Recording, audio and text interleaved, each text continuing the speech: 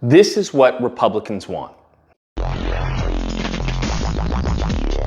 Oh my goodness. So we have yet another tragedy. We have United States Air Force Airman Robert Fortson, who was tragically taken away from his family, from this planet, by a happy trigger officer. Now, I'm going to argue that this is, in fact, as I said in the intro, what Republicans want. This is what the majority of the vocal white majority of the Republican Party, this is what they want. They want black people, specifically black men, to be hunted down and treated like animals, like wild vermin. That's what they want, because they show this in their disregard for us, their disdain for us, their lack of outreach, and their utter ignorance of the history that we have in this country. And there's nothing more than to show that there is a hatred there. The propagandists like the Kundus Owens and the Charlie Kirk have fomented a hatred of black people in this country. And that's how it shows when it comes to voting. That's how it shows when it comes to regulation. That's how it shows when it comes to laws. And that's how it shows when it comes to enforcement of the laws. This man, Mr. Fortson, is going to be, in my opinion, honest opinion, is going to be another Botham Jean. That's what this is going to be. He was doing absolutely nothing wrong. Nothing wrong, okay? There's a disturbance call. You have this Karen who's directing the officer to the apartment building that she believes that's where it came from. We come to find out that it's not where it came from. There was no one there in his apartment. He was on the phone with his girlfriend. This is what happened. Now, mind you, officer goes there, knocks on the door, bam, police, sheriff's department. He opens the door with his firearm. Immediately, I'm talking about fractions of a second, the officer pulls a gun and starts firing. Fortson didn't even get a second to say anything. He has his hand up in frame. One hand down, pointed to the ground. One hand down, pointing to the ground, one hand up like this. And the officer just fires 6 rounds. Unfortunately, he's no longer with us. He perished at the hospital. And I don't see anything happening to this. I really don't see anything happen, because the officer's going to say, right, he feared for his life. There was a call of a domestic disturbance, that this person possibly was violent. Now that I see that he has a firearm, okay, I'm immediately going to fear for my life.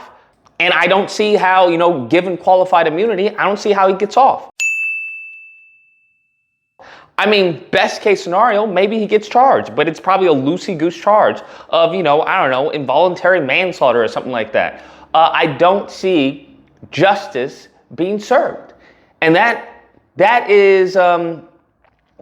has a giant ramification, okay? That has a rippling effect on I would say on black people, because you have to think about this.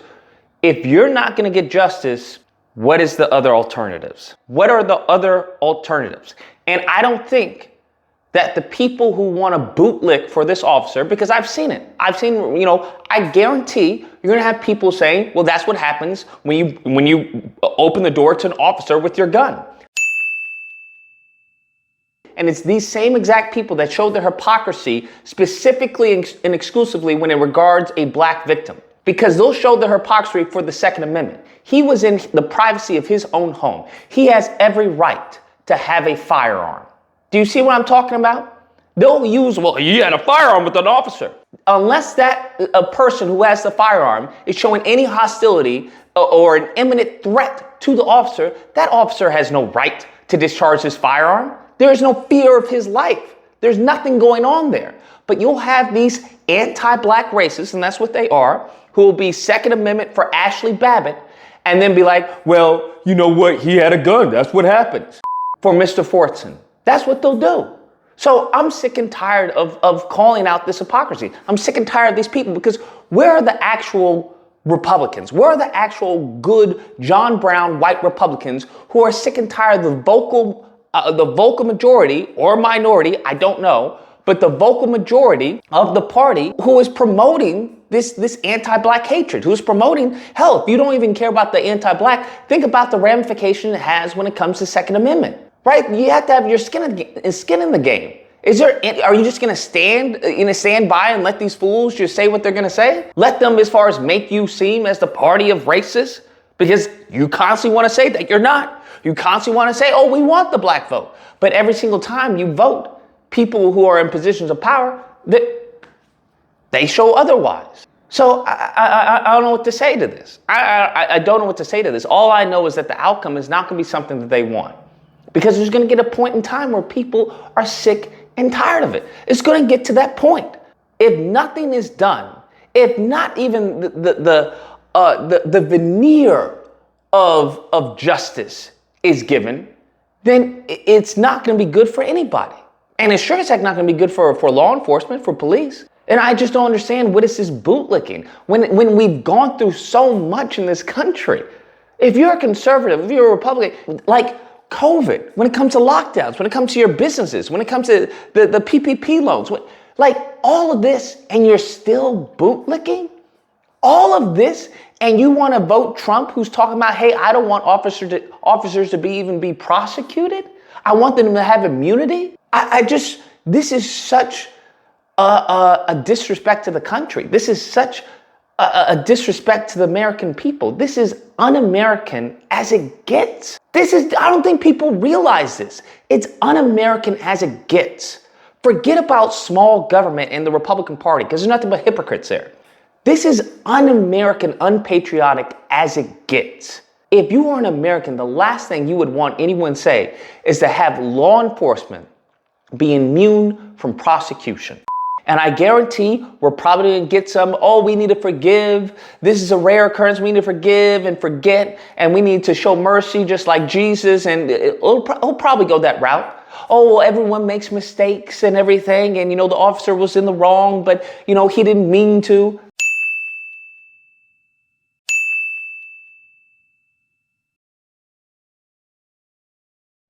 I beg your pardon.